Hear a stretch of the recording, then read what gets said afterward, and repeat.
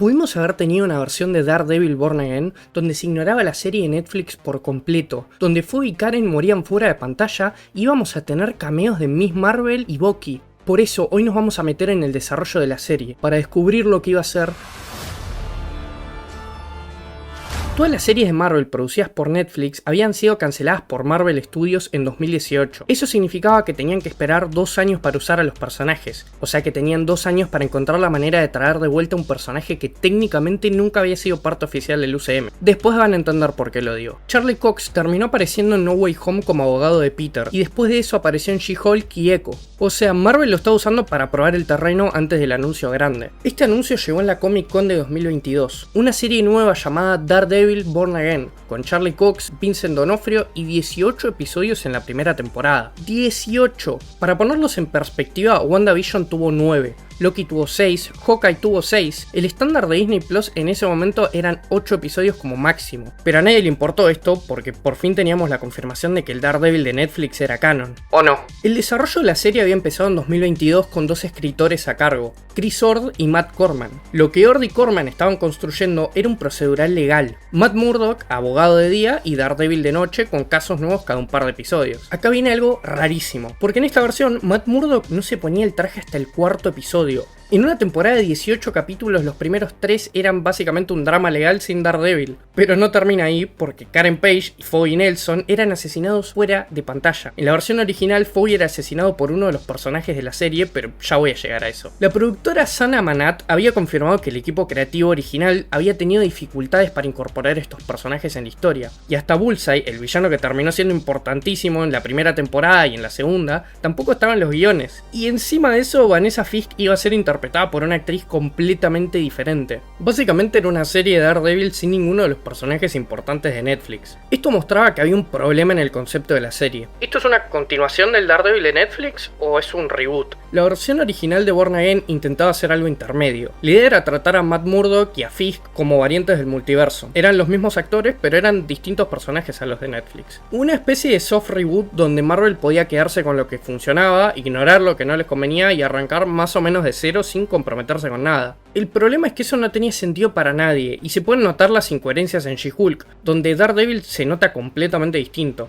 Esto es porque en el momento del desarrollo de la serie, se consideraba a este Matt Murdock como una variante, y no el mismo de la versión de Netflix. Independientemente, estos eventos son ignorados completamente por Born Again. No es que no sean canon, solamente se los ignora. El propio Charlie Cox dijo que le resultaba confuso que Born Again no fuera una continuación directa de la serie original, ni un reboot completo. O sea, si el protagonista no entiende nada, imagínate el espectador. Por fortuna de todos, en junio de 2023 empezó la huelga de guionistas, y esto paró la producción, dándole chance a Marvel para ver lo que se había filmado. Kevin Feige, CEO de Marvel Studios, no estuvo muy involucrado al principio de la fase 5. Esto explica el bajón de calidad ante proyectos post-Endgame, así que con la pausa de la filmación, él y otros ejecutivos revisaron los 6 episodios que se habían filmado hasta ese momento. Después de ver la escena de Frank y Matt discutiendo, los ejecutivos dijeron que querían que toda la serie fuera así. En septiembre de 2023 despidieron a Ord y a Corman, y también a los directores para el resto de capítulos. Básicamente echaron a todo el equipo creativo y retrasaron la serie un año. Esto mostraba la incapacidad de Marvel para cumplir con la producción de series y películas impuesta por Disney. Tengan en cuenta que Marvel ya tenía 150 millones de dólares gastados, así que imagínense lo mala que debe haber sido la serie. Pero la lista de lo que se perdió no termina en lo material, porque hubo una historia de cambios de casting y cameos descartados. La versión original de Born Again iba a tener a Vanessa Fisk, la esposa de Kingpin,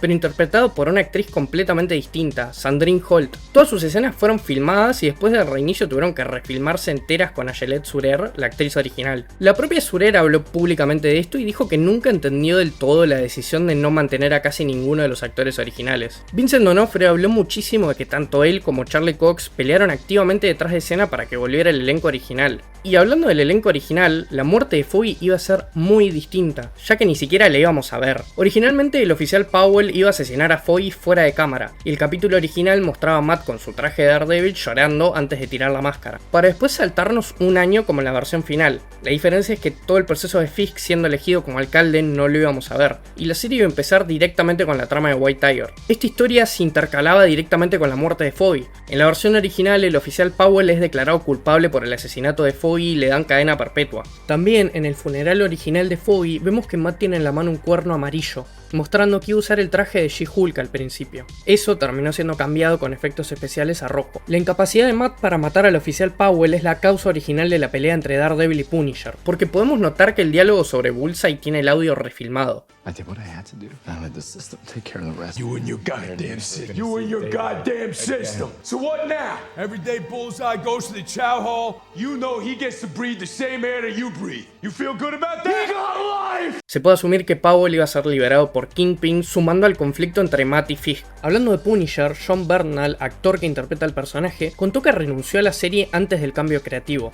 El actor dijo que no le convencía cómo estaban escribiendo a su personaje y que su participación no tenía sentido para Punisher. Por eso, cuando la producción fue pausada por las huelgas, decidió renunciar completamente al proyecto. Irónicamente, Bernthal escribió la escena de la discusión con Daredevil, escena que fue el detonante principal del cambio creativo con la serie. Esto fue revelado por Charlie Cox en la New York Comic Con de 2025. We shot that the last day before the strikes, and they showed that scene to some of the high ups at Disney and Marvel, and they saw that scene and they were like, this is great, this is the show we want to make.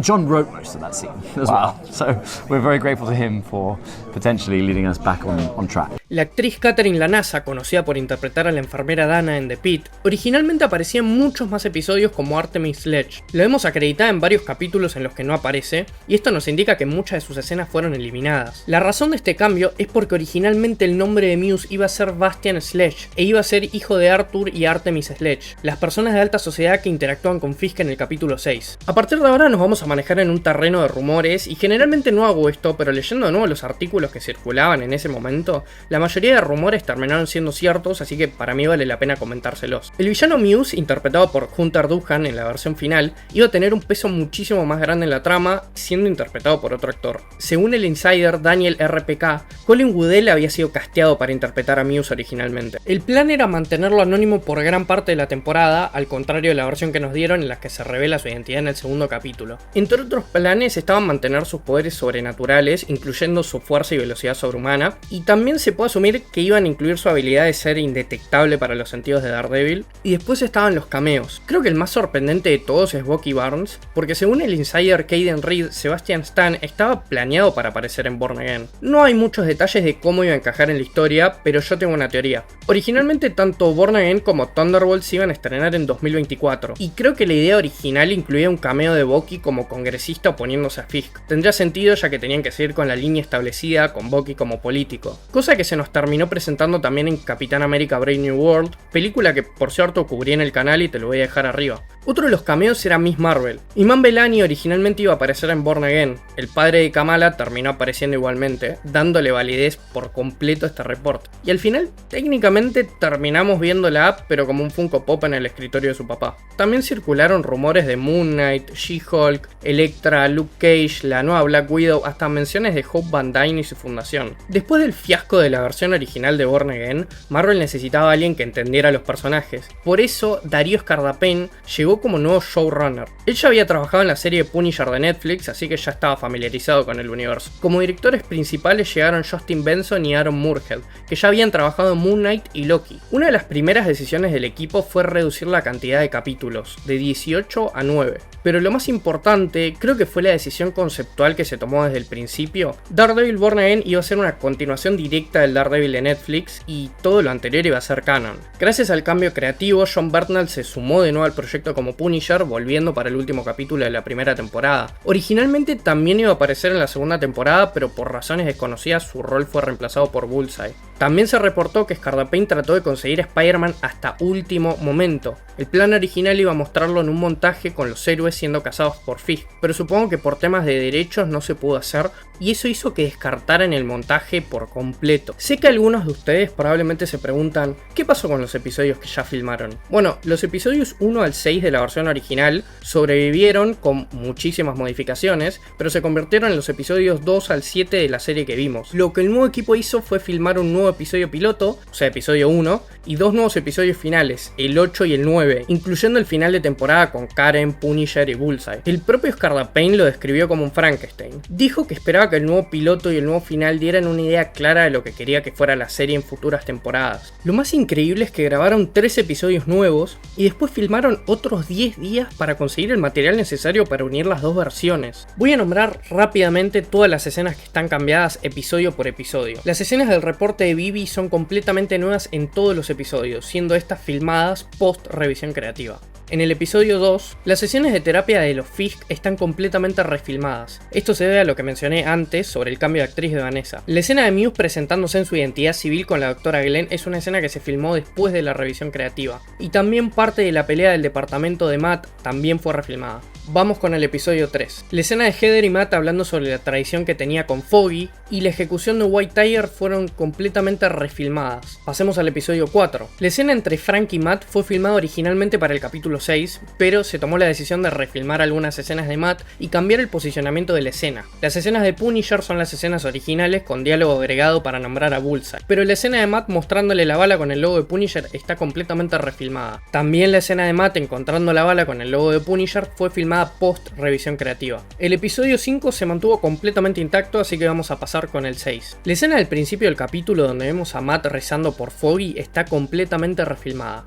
Originalmente la víctima de Muse era la persona que veíamos siendo secuestrada en el capítulo 4. Esto después fue cambiado a Ángela del Toro, o sea la sobrina de White Tiger, y todavía podemos ver parte de la escena original en el material promocional. La pelea entre Fisk y el amante de Vanessa fue filmada post revisión creativa. Pasemos al episodio 7. Todas las escenas de Fisk hablando sobre Muse fueron refilmadas ya que cambió de víctima. And I promised the city that I'd protect him from this freak.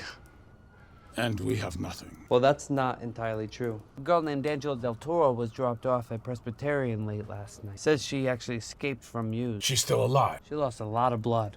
So he's back. We don't know that for sure.